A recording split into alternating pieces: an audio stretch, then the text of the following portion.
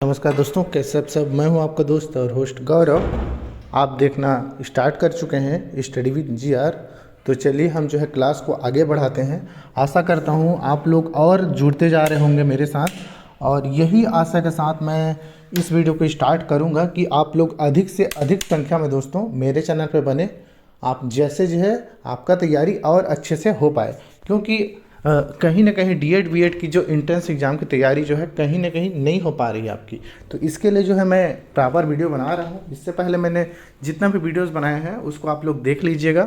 तो चलिए हम जो है विषय सूची में देख लेते हैं कि हम लोग और क्या क्या पढ़ेंगे। ठीक, तो हम वृद्धि विकास कर लिए हैं, इसको आप लोग जो है मतलब ये वृद्धि विकास में ये सारे पढ़ लिए। डेवलपमेंट पढ़ लिए। ठीक, इसका क्लास मैंने पहले ही दे चुका है, उसको ज़रूर आप जो है पढ़ लीजिए। ठीक, आज हम लोग देखेंगे हम जो है मैंने RTE एक्ट जो है इसको भी मैंने कवर करा दिया है, तो इसको भी आप लोग जो है ज़रूर पढ़ लें। हम आज देखेंगे NCF देख लेंगे। NCF यहाँ नहीं है, NCF देखिए। ठीक, आज हम जो है NCF देखेंगे। NCF 2005 को हम लोग पढ़ेंगे आज। तो चलिए इस वीडियो को स्टार्ट करते हैं। तो चलिए दोस्तों हम स्टार्ट करते हैं। हम देखिए मुख्य बिंदु पे बात करेंगे आज। जो NCF है उसका फुल फॉर्म अगर हम लोग देखें तो नेशनल करिकुलम फ्रेमवर्क होता है दोस्तों। ठीक, इसको आप लोग याद रखना यहाँ से। ठीक, इसको हम जो है B.Ed D.Ed को एंट्रेंस एग्जाम के बेस से ही पढ़ेंगे, ज़्यादा इसमें पढ़ेंगे नहीं, है ना। जितना हम लोग को क्वेश्चन आ सकता है वहीं से हम लोग देख लेंगे। ठीक, तो इसका फुल फॉर्म होता है नेशनल करिकुलम फ्रेमवर्क 2005। इसको अगर हिंदी में बोलें तो राष्ट्रीय पाठ्य चर्चा की रूपरेखा कहा जाता है। ठीक है, तो चलिए हम जो है इसको वन लाइन में एक बार अच्छे से देख लें। मैं समझाते जाऊंगा और आप लोग को कवर भी हो जाएगा, निश्चिंत रहेंगे, कोई दिक्कत नहीं होने वाली। मैं एक एक चीज़ पॉइंट टू पॉइंट समझाऊंगा, आप लोग को बढ़िया से समझ आ जाएगा। ठीक, वन लाइनर के बाद जो है मैंने और भी इसमें ऐड किया है, एड ऑन किया है, उससे आप लोग जो है जल्दी समझ जाएंगे। तो देखिए क्या होता है हमारा NCF। तो NCF 2005 is one of the 4 NCF published in, देखियो 1975 में हुआ। मतलब ये बोला जा रहा है हमारा NCF जो है 4 बार पब्लिश हुआ है ना। 1975 पहला, दूसरा जो है 1988, तीसरा 2000 और चौथा 2005 जो अभी NCERT बेस से अभी चल रहा है, 2005 जो अभी करेंट का है। तो आप लोग इतना एक एक क्वेश्चन ये बन जाएगा कि कितने बार पब्लिश हुआ, तो 4 बार हुआ। कितने बार? 4 बार। तो इसको याद रखना, 1975 में, 1988 में, 2000 और 2005 में। तो ये हमारा जो है 4 बार हुआ पब्लिश। अब देखिए नीचे क्या पॉइंट हमारा क्या है। NCF 2005 के अनुसार स्कूली शिक्षा पाठ्य पुस्तक केंद्रित ना होकर बाल केंद्रित हो। ठीक, क्या? बाल केंद्रित हो। तो देखिए अब मैं आप लोग को ऐसे समझ में नहीं आएगा, तो मैं थोड़ा सा इसके बारे में बताता हूँ कि NCF है क्या। देखिए NCF ना दोस्तों हमारे लिए एक रूपरेखा है, पाठ्य चर्चा है। मतलब कि कैसे बच्चों को पढ़ाना है उसके बेस से, उस बेस से एक रूपरेखा तैयार किया गया है। क्या दोस्तों? बच्चों को कैसे स्कूल में एजुकेशन देना है, कैसे पढ़ाना है, उसी के लिए हमने एक तैयार किया पाठ्य चर्चा, राष्ट्रीय पाठ्य चर्चा की एक रूपरेखा तैयार किया, जिस रूपरेखा में हम लोग को पूरा बताया गया है कि हम बच्चों को कैसे शिक्षा देंगे और कहाँ जोड़ेंगे और क्या क्या इसमें जो है अटैच करेंगे। तो ये जो है इसी चीज़ को नेशनल करिकुलम फ्रेमवर्क 2005 बोला गया। ठीक, राष्ट्रीय पाठ्य चर्चा की रूपरेखा। देखिए अब समझ आ गया। अब हम इसमें क्या क्या ऐड किए हैं, क्या क्या इसके नियम विधि हैं, उसका हम लोग जो देखेंगे। तो देखिए NCF में अनुसार स्कूली शिक्षा जो है उसका पाठ्य पुस्तक केंद्रित ना होकर बाल केंद्रित हो। केंद्रित और बाल केंद्रित में अंतर क्या है? तो देखिए बाल केंद्रित बोला जा रहा है मतलब जो भी शिक्षा होगा ना हमारा बालकों से, जितने पढ़ने वाले जो बच्चे हैं ना उनसे रिलेट करके केंद्रित होगा, उन्हीं से रिलेटेड केंद्रित होगा, ना कि हमारा जो है केंद्रित मतलब कोई टीचर होगा, कोई जो टीचर से हो गया, टीचर केंद्रित नहीं रहेगा। बालक जो करेंगे ना, बालक जो कहेंगे, मतलब बालक पॉजिटिव वे में हमेशा बालक को रहना है। बच्चे को हमेशा हम जो है एक बच्चे को सर्वोपरि रखना है सबसे पहले, उसके बाद हम जो है टीचर, बच्चा जैसे सोचेगा, जैसे कहेगा, है ना, जैसे उसका विकास है, उस आधारित पे हम जो है बच्चे को एजुकेशन देंगे स्कूल में। तो इसी को जो है बाल केंद्रित बोलते हैं। बच्चों के अनुसार हम शिक्षा देंगे, इसके इसीलिए इसको बाल केंद्रित कहते हैं। ठीक, समझ आया। एनसीएफ 2005 के बाच का अनुवाद संविधान की 8वीं अनुसूची में दी गई है और इसमें जो है 22 भाषाओं को किया गया है। मतलब देखिए एनसीएफ में दोस्तों ये जो है संविधान के 8वीं अनुसूची में दिया गई है और इसमें जो है 22 भाषा का उल्लेख किया गया है। ठीक, इतना भी याद रखो आप। नीचे देखेंगे, नीचे देखो, एनसीएफ 2005 को प्रोफेसर यशपाल की अध्यक्षता में तैयार किया। तो इसके अध्यक्ष हमारे प्रोफेसर यशपाल थे, ये भी इंपॉर्टेंट है। ठीक, क्वेश्चन देखेंगे बाद में हम लोग, इसको पहले करते हैं। उसके बाद नीचे देखिए, राष्ट्रीय पाठ्य चर्चा की रूपरेखा 2005 के मुख्य उद्देश्य कौन से हैं। तो इसका मुख्य जो उद्देश्य है इसको आप लोग को अच्छे से याद रखना है, क्योंकि यहाँ से हमारा आपका कूट वाला क्वेश्चन बनेगा। ठीक, तो राष्ट्रीय पाठ्य चर्चा की रूपरेखा 2005 के मुख्य उद्देश्य हमारा क्या है। तो पहला है ज्ञान को स्कूल के बाहरी जीवन से जोड़ना। ठीक, ज्ञान को स्कूल के बाहरी रूप से जोड़ना। अब इसको मैं थोड़ा समझा देता हूँ। मैंने बोला हमारा एनसीएफ है, हमारा जो एनसीएफ है, एनसीएफ ये हमारा क्या है दोस्तों। तो स्कूल में बच्चों को कैसे पढ़ाना है, किस तरीके से पढ़ाना है, क्या क्या उसमें इंपॉर्टेंस है, क्या क्या उसमें अटैच करना है, इसके बारे में हमारा पूरा इस एनसीएफ में बताया गया है। ठीक, अब इस एनसीएफ में हमारा मेन जो उद्देश्य रहता है कि हमारा इस एनसीएफ में क्या क्या बच्चों को करवाएंगे, मेन उद्देश्य हमारा क्या है, तो उसी को हम जो है यहाँ देख रहे हैं। तो पहला हमारा क्या हुआ, पहला हमारा हुआ स्कूल स्कूल में जो ज्ञान देते हैं बच्चों को ना, वो स्कूल में सीमित ना रह के उसको बाहरी जीवन से जोड़ना है। किससे दोस्तों, बाहरी। जैसे कि बच्चा को खाली स्कूल में ही नहीं, हम पूरे फैमिली, गांव, मोहल्ले, शहर, हर जगह समाज में उसको उसके ज्ञान को जोड़ना है। ठीक, इसी को बोला जाता है हमारा पहला कि स्कूल के ज्ञान को स्कूल तक नहीं बाहरी जीवन में भी जोड़ना है। मतलब उसके जीवन में, लाइफ स्टाइल में उसका ज्ञान को हम जो है सम्मिलित करना है। ठीक, पहला। दूसरा हो गया हमारा, दूसरा देखते हैं, दूसरा अलग कलर में देखते हैं, आप लोग को थोड़ा सा अच्छा लगेगा। तो पढ़ाई को रटन प्रणाली से मुक्त किया जाए। तो देखिए अब रटन प्रणाली क्या है, स्कूल में हम रटनते करते हैं ना, जैसे रटते हैं हर चीज़ को, तो वैसे बिल्कुल नहीं करना है। हमेशा हमको बच्चों को समझा के पढ़ाना है। जैसे कि अगर मैं बोलूँ एप्पल, है ना, जैसे कि मैं एप्पल बोलूँ, एप्पल बोल दिया, तो एप्पल में बच्चों को बढ़िया से समझाना है और ऐसे सेव का इमेज बनाना है, या तो रियलिया सामने में सेव रख के। तो ऐसे हम जो है रटन नहीं कराना है, उसको बढ़िया से हम समझा के पढ़ाना है। ठीक, ये हमारा रहा सेकंड। अब थर्ड देखते हैं। थर्ड क्या कहता है, पाठ्य चर्चा जो है हमारा, पाठ्य चर्चा जो है पाठ्य पुस्तक केंद्रित ना हो। तो क्या दोस्तों, पाठ्य पुस्तक जो है हमारा, जो स्कूल में जो पुस्तकें रहते हैं ना, वो जो है हमारे पाठ के पुस्तक के आधार पर ना रहो, ये जो है हमारा बाल केंद्रित रहे। क्या दोस्तों, बाल केंद्रित, है ना। तो कभी भी हमारा जो पुस्तक रहेगा, हमारा जो बच्चों को पढ़ाने के लिए जितने सारे पुस्तक मिलेंगे, तो वो जो है पाठ्य पुस्तक केंद्रित ना होकर बाल केंद्रित होता है। ऊपर है बताया क्या, तो बाल केंद्रित। ठीक, तो इतना समझ आया। ठीक, अब देखिए नेक्स्ट क्या है हमारा, यहाँ हमारा चौथा क्या बोला जाता है। चौथा में हमारा यह बोला जाता है विद्यालय में दी जाने वाली शिक्षा। ठीक, विद्यालय में दी जाने वाली शिक्षा को विभिन्न प्रकार के गतिविधियों से जोड़ा जाए। तो कौन से दोस्तों, गतिविधि से जोड़ा जाए बोल रहा है। गतिविधि मतलब जो हम फिजिकली कार्य कर रहे हैं ना, खाली पुस्तकी ज्ञान ना देके उसको विभिन्न प्रकार की गतिविधि कराना है। जैसे हम लोग प्रैक्टिकल कोई चीज़ कराते हैं बच्चों को, तो उनको खाली पुस्तकी नहीं, उनको सामने में कराओ, है ना, उनको फिजिकली तौर पे कराओ। ठीक, जैसे कि किसी पौधे के बारे में हम लोग को पढ़ा रहे हैं ना, किसी पौधे के प्लांट के बारे में, तो हम उनको बताएंगे एक्चुअल में रियल वाला चीज़, पौधा दिखाएंगे, गार्डन लेके जाएंगे, है ना, पार्क लेके जाएंगे और उनको बताएंगे कि ये पौधा क्या है, इस पौधे के बारे में क्या क्या चीज़ है, कैसे इसको लगाया जाता है और इस पौधे से क्या फल होता है, ये सारा सारा जो है उसको विभिन्न प्रकार के गतिविधि कराएंगे। ठीक, इतना समझ आ गया। हमारा हमारा क्या था मूल्य, राष्ट्रीय मूल्यों के प्रति आस्थावान विद्यार्थी। तो हमें हमेशा जो है बच्चों को हमेशा आस्थावान रहना चाहिए, है ना, रखना है, तैयार करना है, ऐसे तैयार करना है कि वो हमेशा जो है हमारे राष्ट्र मूल्यों को जाने, एक एक हमारे जो राष्ट्र में जो है ना, हमारे राष्ट्र को जाने अच्छे से, उसके मूल्यों को जाने, उसके प्रति आस्था मान रहे हैं हमेशा। तो ये हमारा 5वां जो है उद्देश्य था। तो ये हमारा उद्देश्य था। अब नीचे हम लोग देख लेते हैं कि हमारा और क्या क्या दिया गया है एनसीएफ में।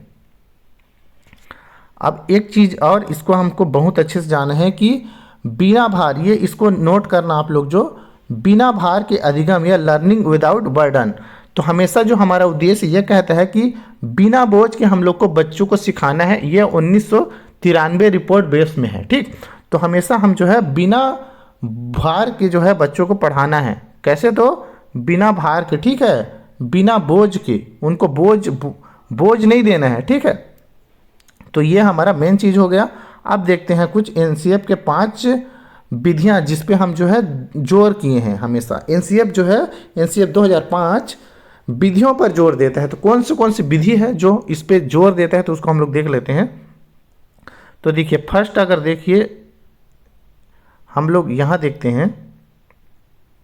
ठीक, तो जो एनसीएफ हमारे क्या कहता है कि पहला हमको करके सीखना है, लर्निंग बाय डूइंग। हमेशा बच्चों को लर्निंग करने में ध्यान देना है ना, उनको कराना है, खाली पुस्तकी ज्ञान नहीं देना है, उनको हमको करके सीखने पे हमको ज़्यादा ध्यान देना है। हमेशा उनको लर्निंग बाय डूइंग कराना है। ठीक है, उसके बाद निरीक्षण विधि। ठीक, इंस्पेक्शन मेथड, उनको हमेशा निरीक्षण कराना है। ठीक है, उनको निरीक्षण कराना है, निरीक्षण करके हम उनको जो है पढ़ाना है। ठीक, हमेशा करके सीखना और जो है निरीक्षण कराना। तो ये 2 हो गया। ठीक, अब देखिए परीक्षण विधि, टेस्ट, उनका जो है नियमित रूप से हम जो है टेस्ट लेते रहेंगे।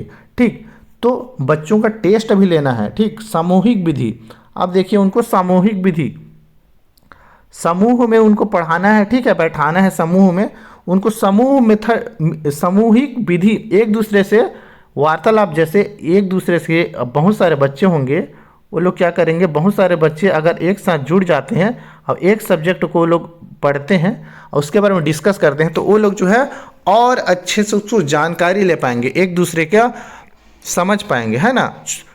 तो ये जरूर करना है, सामूहिक विधि भी अपनाना है। ठीक, लास्ट वाला जो हमारा है मिश्रित विधि, तो मिक्स्ड विधि, हर तरीके का विधि भी उसमें उपयोग करना है। एक ही तरीके से नहीं समझाना है उसको, उनका निरंतर जो है अलग अलग, हर बच्चे अलग अलग तरीके से सीखते हैं ना, तो हमेशा बच्चों को अलग अलग तरीक़ों से सिखाना है। तो ये हमारा 5 जो चीज़ें हैं, विधियाँ थी, जिस पे जो है एनसीएफ 2005 हमारा कहता है, उस पर बात करता है। ठीक, तो ये आपका समझ आ गया आपको। अब हम देखते हैं एनसीएफ के कुछ और चीज़ें हैं, उसको भी हम जो है देख लेते हैं। तो एनसीएफ 2005 यहाँ आप लोग को दिख रहा होगा। एनसीएफ 2005 में रचनावाद की समझ प्राप्त होती है बेस्ड ऑफ कंस्ट्रक्टिविज्म।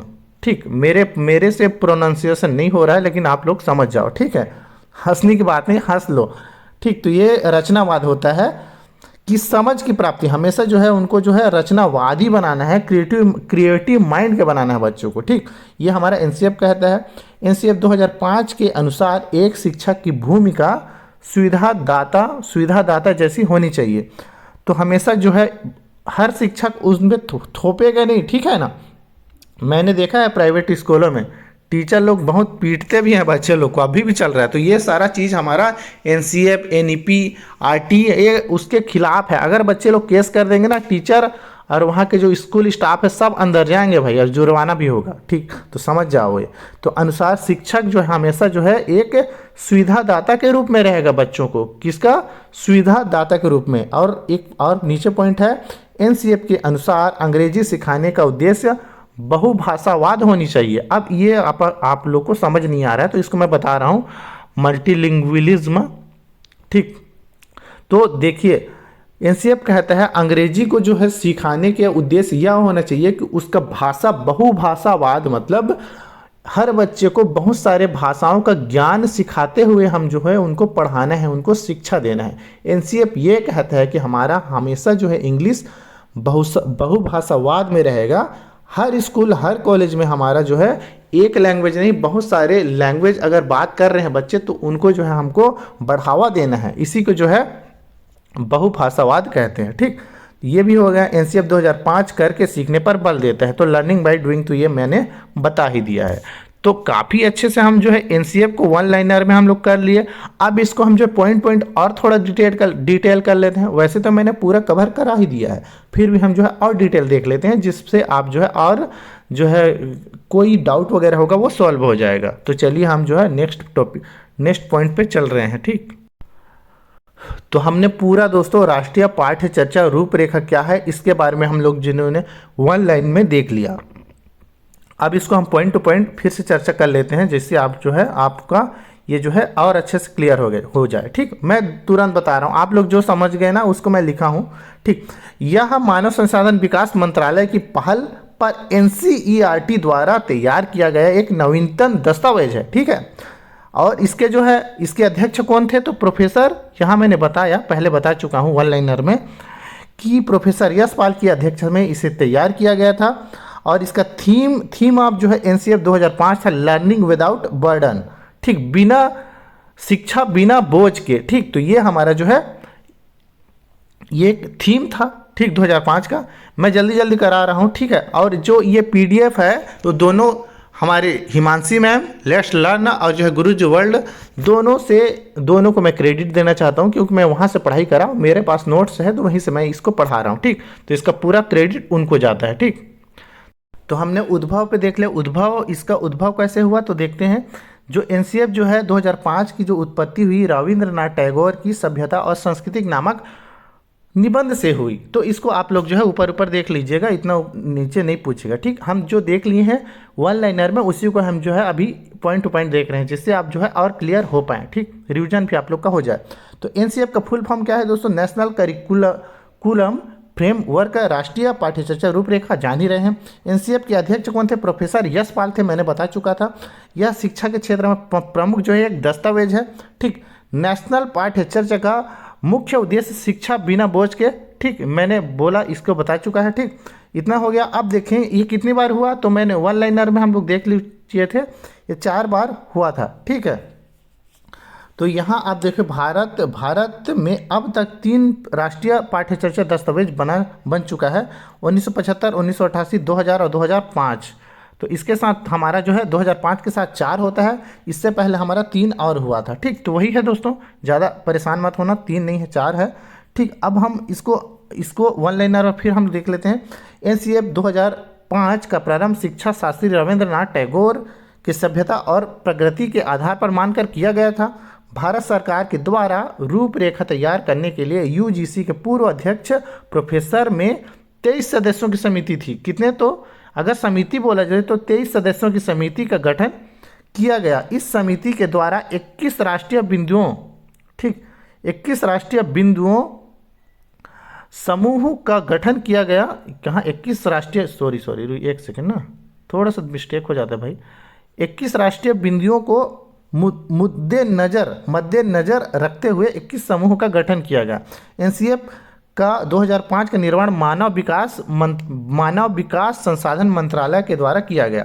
तो इसको भी आप लोग जो है याद रखना है ना। कहाँ इसका निर्माण कौन से मंत्रालय में, तो मानव विकास संसाधन मंत्रालय में। ठीक, तो ये इसको भी याद रखना। अब इसके उद्देश्य मैंने पहले ही बता चुका है कि बच्चों को सर्वांगीण विकास करना है, बाहरी से जोड़ना है, तो इसको मैं नहीं बता रहा हूँ। ठीक, पहले बता चुका हूँ। जो चीज़ नया होगा उसी को बताना है हमको। तो ये सारा चीज़ तो मैंने जोड़ा हुआ है। पहले बाहर से शिक्षा देना, रटन प्रणाली को ख़त्म करना, पाठ्य पुस्तक केंद्रित ना होकर बाल केंद्रित होगा, ये तीसरा। और 2 और हमारे हैं यहाँ। ठीक है, यही मैं बोला था, पहले ही बताया हूँ। ठीक, तो कक्षा को गतिविधि से जोड़ना है, लचीला बनाना है, और जो राष्ट्रीय महत्व बिंदु को शामिल करना है। ठीक, इसको मैं 5 5 बताया हुआ था ना, पाँचों के 5 यहाँ स्क्रीनशॉट में आप कर सकते हो। बाकी मैं बता वन लाइनर में बताया, उसके बाद पॉइंट टू पॉइंट मेरे पास है, उसको भी बता रहा हूँ। ठीक, अब इसको भी मैंने बता चुका है कि एनसीएफ 2005 की उत्पत्ति रविंद्रनाथ टैगोर की निबंध सभ्यता प्रकृति से हुई है। एनसीएफ 2005 की रूपरेखा के तहत सभी भाषा में 8वीं अनुसूची में किया गया है। ठीक ना, तो मैं बताया था 8वीं अनुसूची में ये था करके, और कितना भाषा में, 22 भाषा इसमें ऐड किए थे हम लोग। ठीक, ये मुख्य बिंदु भी हम लोग जो है कर लिए हैं वन लाइनर में, तो दिक्कत नहीं है। इसको भी हम लोग कर लिए हैं, बिना भार के अधिगम अर्थात लर्निंग विदाउट बर्डन। ठीक, तो ये उसका सूत्र है। तो ये हम जो है सारा जो है चीज़ हम जो है कर लिए दोस्तों, वन लाइनर में ही हम जो है सारा चीज़ देख लिए थे। अब हम थोड़ा क्वेश्चन कर लेते हैं। तो चलिए हम जो है थोड़ा 1-2 क्वेश्चन कर लेते हैं, जिससे आपका जो है और जो पढ़ाई आप लोग किए अभी मेरे साथ, वो एक्चुअल में आप लोग का थोड़ा माइंड में घुसा कि नहीं घुसा, उसको घुसाने के लिए इस क्वेश्चन को दे रहे हैं। तो देखिए, एनसीएफ 2005 का पूरा नाम क्या है बताइए। चलो देखिए दोस्तों, बताओ इसको ना। और एक दिक्कत तो नहीं है, एक चीज़ मैं बताना चाहूँगा।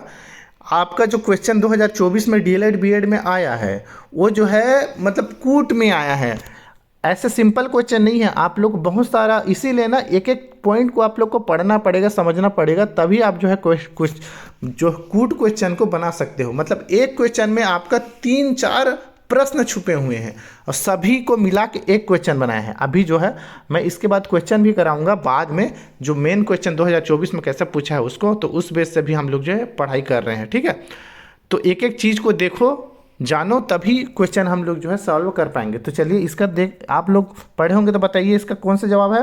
तो ऑप्शन ए जो है national curriculum framework, B national curriculum file, national class framework, none of above. तो कौन है दोस्तों आपका आंसर? नेशनल करिकुलम फ्रेमवर्क का ऑप्शन ए इसका सही आंसर होगा। ठीक, नेक्स्ट देख लेते हैं हमारा। तो ये देखिए नेक्स्ट हमारा, तो निम्न में से एनसीएफ के संचालन समिति के गठन किसकी अध्यक्षता में की गई? चलो बताओ, आप लोग तो अभी पढ़े ना, किसकी अध्यक्षता? प्रोफेसर यशपाल, प्रोफेसर यशराज, यश राम, प्रोफेसर यश कुमार। तो दोस्तों क्या होगा? प्रोफेसर यशपाल की अध्यक्षता में एनसीएफ 2005 का गठन किया गया। ठीक, चलिए हम देखते हैं और आगे देखते हैं। एनसीएफ 2005 के अनुसार विद्यालयी ज्ञान को जोड़ना चाहिए। तो विद्यालयी ज्ञान को जोड़ना चाहिए, तो बाहरी स्कूलों से जोड़ना चाहिए, कक्षा से, परिवार से, उपयुक्त में से कोई सा भी नहीं। चलो बताओ,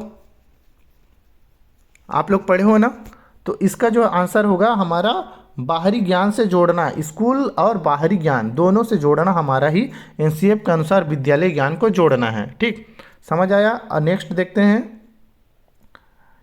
अरे इसका तो वही है ना, इसको देखो। अब देखो, एनसीएफ 2005 के अनुसार बालक की प्राथमिक शिक्षा की भाषा होनी चाहिए। तो भाषा कौन सी होनी चाहिए? स्थानीय भाषा होना चाहिए, विदेशी, कठिन और कोई सा भी नहीं, कोई भी भाषा। तो हमेशा जो है प्राथमिक शिक्षा बच्चों की स्थानीय भाषा से होना चाहिए दोस्तों। कौन सा? तो स्थानीय भाषा। ठीक, और करते हैं हम लोग एक क्वेश्चन और, फिर उसके बाद ये जो है पूरा कंप्लीट हो जाएगा। बालकों की शिक्षण प्रक्रिया एनसीएफ के अनुसार कैसी होनी चाहिए? तो रटंत पद्धति से युक्त होना चाहिए, रटंत पद्धति से मुक्त, या तनाव व बोझ से, या इनमें से कोई नहीं। हमेशा बच्चों की जो है एनसीएफ के अनुसार कैसी होनी चाहिए उनका शिक्षण प्रक्रिया? तो रटन पद्धति से मुक्त होना चाहिए, उनको समझ आधारित पढ़ाना चाहिए। ठीक, तो ये सारा क्लास रहा हमारा एनसीएफ का। हम लोग जो है जितना हमारा पॉइंट बनता है, ठीक, उसको हम लोग जो है कवर करा लिए। ठीक, इसके बाद जो है मैं प्रॉपर वीडियो और बनाऊंगा। आशा करता हूँ आपको अच्छे से समझ आया होगा। और इसके बाद जो है एनईपी भी करेंगे। अब इसके बाद ना हमारा मेन मनोवैज्ञानिक आएंगे, है ना। तो जितने भी हमारे इंपॉर्टेंट मनोवैज्ञानिक है उनको हम जो है नेक्स्ट चैप्टर में देखेंगे। बने रहे मेरे साथ, धन्यवाद।